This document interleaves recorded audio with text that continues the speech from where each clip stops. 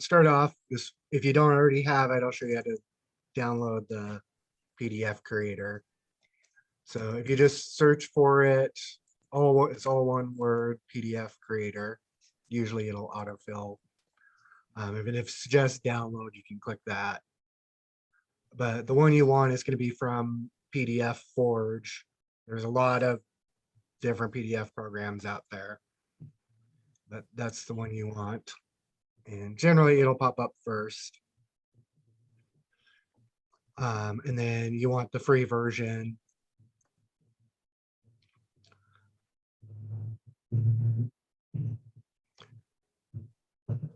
And I think I actually need to update, so I'm going to install this.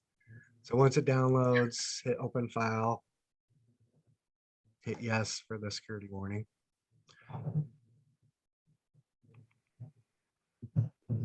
Okay, and okay, so this one, if you already have it, it'll say update. If you don't have it, we'll see if this does it too, but with a brand new install, it's also going to try and install the PDF Architect, which is their full, well, semi-full PDF editor. And usually also offer you some antivirus software. Just make sure you hit decline so you don't get a bunch of them. We're all running and slowing down your computer. Love those free apps. Yeah. Yeah, when we first found this one, the only thing it installed was the PDF Architect, which is, it's one of their programs too. They use this as kind of advertising. So that's, not a big deal. But yeah, when they start trying to give you antivirus stuff, I hate that because people, I've fixed people's computers where the only problem was they had 5 antivirus programs running. And so they're all fighting over trying to scan it every time you open something, and it makes your computer really slow.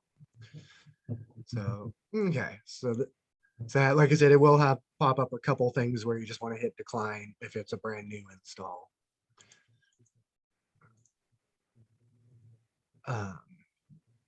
So now normal usage, let me pull up just our website. Let me go to email. So like, if you're going to print up an email, I'll just do this one from our backup system notification. You would just go to print, and then in your dialog, do PDF creator. You might have noticed it did install PDF Architect and didn't even ask me. But you can go to the settings or control panel on older Windows and uninstall that. You'll still have PDF creator.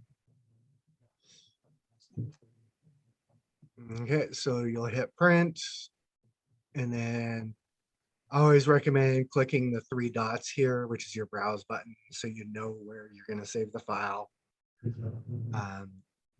I usually save them just into downloads and then move it from there to wherever I want if I need to save it somewhere else. So I'll just hit save, and then once it's done,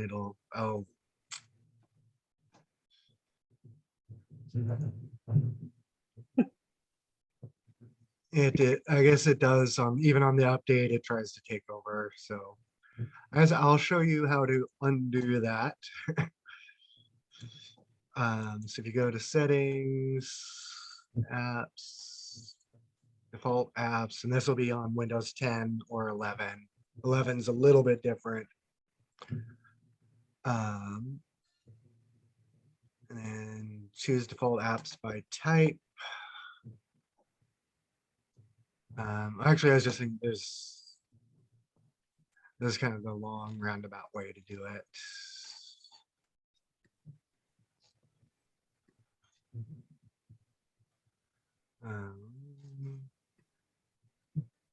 Actually, let me show you the shortcut way. So let me refresh this. Oh, maybe it didn't.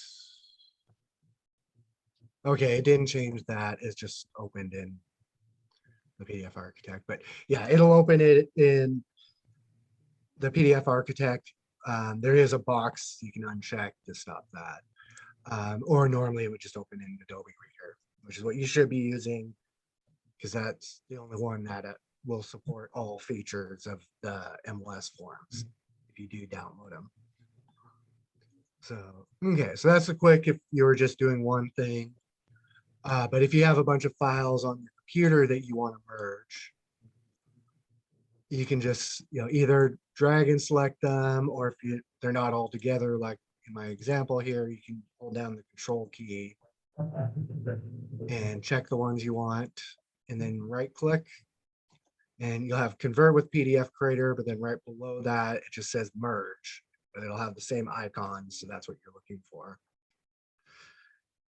And that'll take you straight to the merge function. So this is just 3 of our forms, like guest register and buyer's checklist that we have on our website for you to use with your clients. So we can just merge all that together, hit continue. And the default name will be whatever the first file was. So you'll want to change that. So I'm just going to call this sample forms. Save.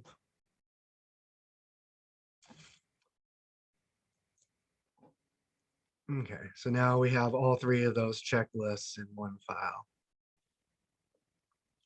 If I go to my downloads, you can see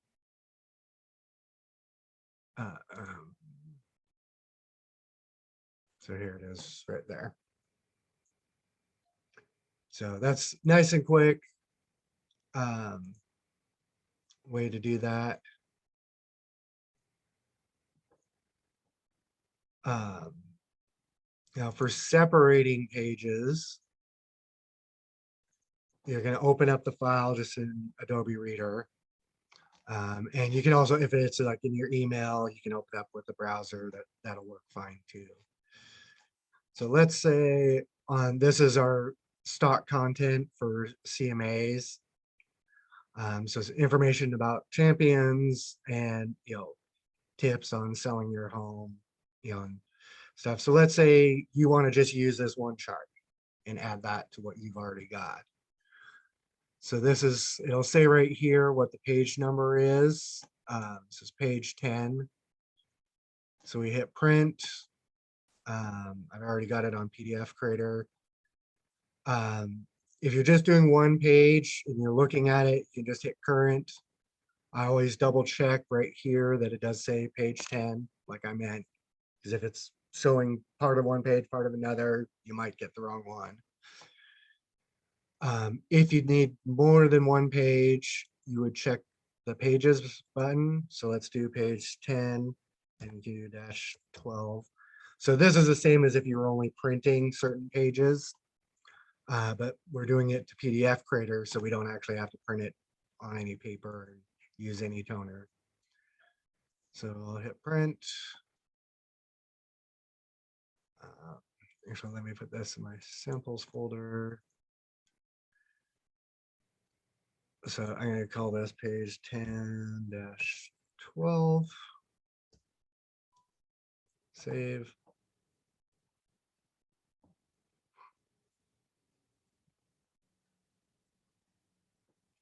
And well, for larger PDFs, it will sometimes take a while, especially if it's scanned. So now we have just those 3 pages. And then you could email this, or just save it in your documents for future use.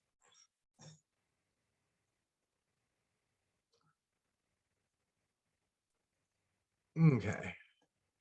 Now the other thing that PDF can be used for, now this doesn't, depending on what the PDF is, if it's scanned, it doesn't always work, but if you got a PDF that's too big to upload to like our website when you turn in paperwork, or if you're trying to upload something to the supplements in the MLS, and it says that it's too big, you can sometimes shrink it down using a few techniques using PDF Creator.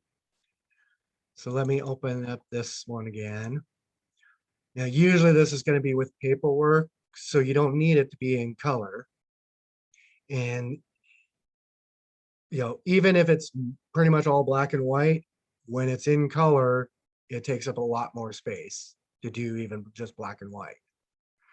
So we can do black and white in computer terminology is often also referred to as grayscale because it's going to be so many shades of gray. So in Adobe Reader, it's easy. You can just check it right there. Otherwise, you're going to go to the properties, and on one of the tabs, it'll have color or black and white. So you can change it there. Under advanced, especially if you really want to get it as small as possible, you can change the print quality right here. It's normally defaults to 600 dpi, but if that's for decent print quality. If you're only going to be looking at it on the screen, you don't need that higher quality. So normally, like for screen stuff, the most you would want is 150. So that's 1/4 the number of dots in each direction. So that can make it quite a bit smaller. And then you would go ahead and hit print.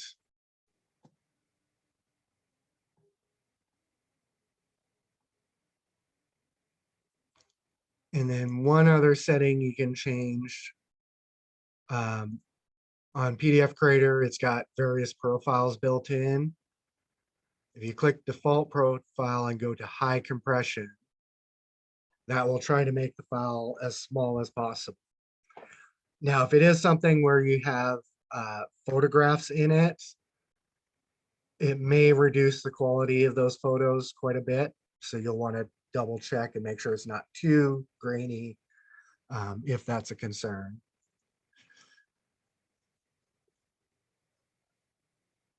Let me rename this to Frank. And we'll save that.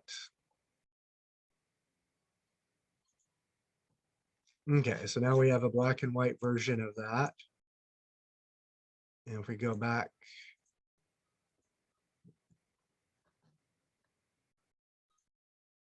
well, okay, so in this case, it actually got bigger.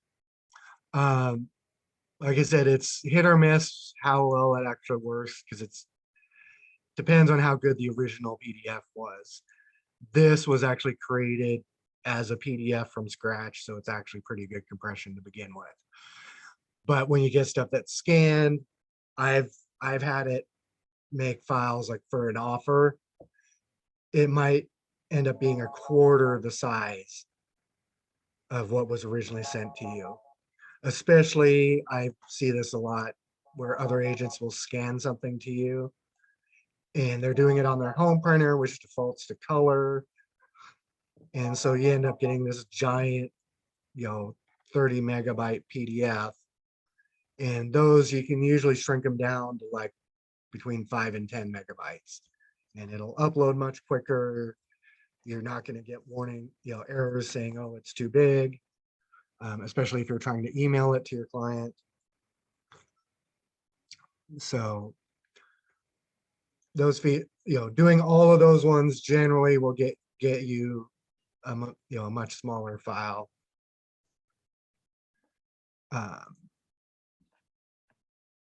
So let me try downloading I have it open. Yeah. I'm just gonna randomly grab someone's paperwork. And so let me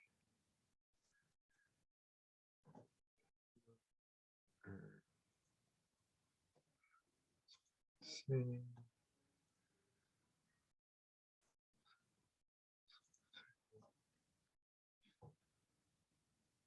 Okay, so I'll try that again on this one.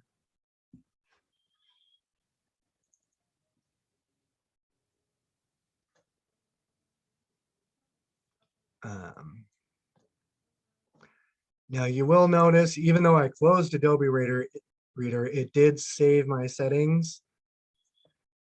Well, some of the settings, so you may want to double check it the next time you print.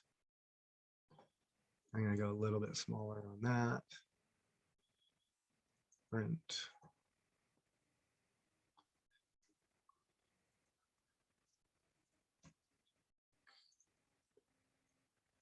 Impression. Oh, oops.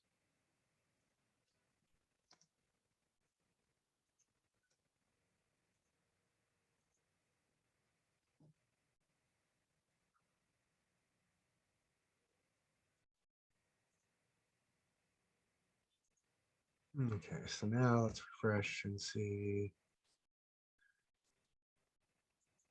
Okay, it's messing with me. That one also came out bigger, but normally that would come out much smaller if you had something that was oversized.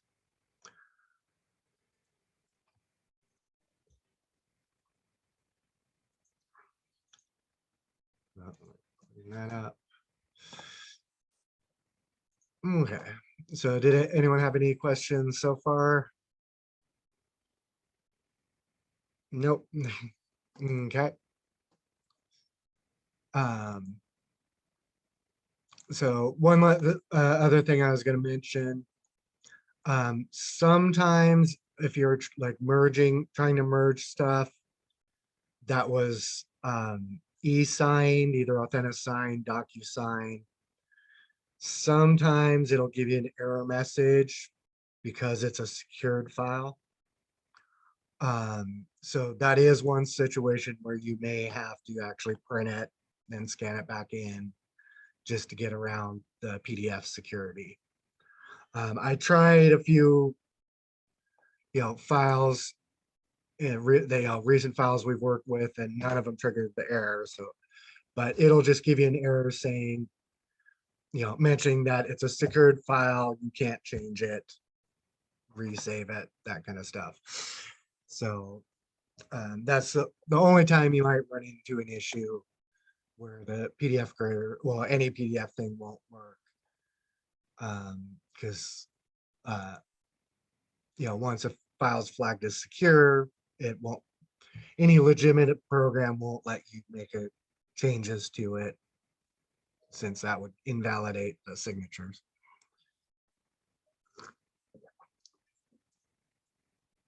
Okay. If we're just merging or splitting and it does give us that error, we can still split and merge on the AuthentiSign website, right?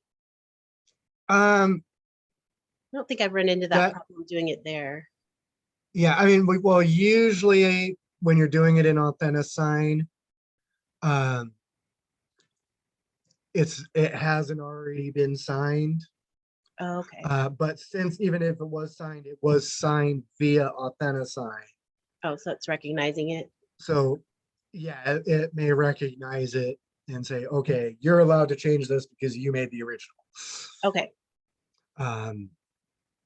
The way they actually use a type of certificate, similar to like when you get something e-signed, it's got a certificate. Okay.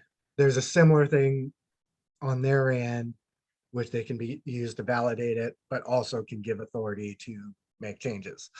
Gotcha. Okay. So, thanks. And yeah, those things you can, if you're already going to be uploading it to AuthentiSign or Transaction Desk, you can do splitting in there. But this is more so for, stuff after the fact if you need to split it. Yeah, like this is really easy. Yeah, it is really easy. And you do, after everything's been signed and everything, you'll have situations where like, escrow or the bank needs something, but you've got it all in one PDF. Mm-hmm. So that way you can take out just the page they need. You're not sending them anything else that might, be an issue. Or if there's something, you need to take out for privacy, you can do it that way. Glad I came in. This is way quicker than doing it on the AuthentiSign where you have to like click all the different pages and Yeah, separate them yeah, out. there's, Yeah. yeah, that's, And this well, is in just general, basically like a print option. yeah, web-based stuff does tend to be a little more complex, especially with PDFs, because web pages by default do not support PDFs. So they've got special software they either wrote or bought that's allowing it to convert the PDF into something you can see on a web page, and it just makes things more complex. So yeah, this is really easy, really quick.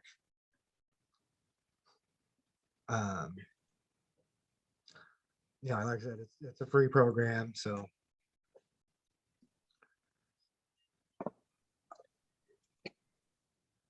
it doesn't cost you anything.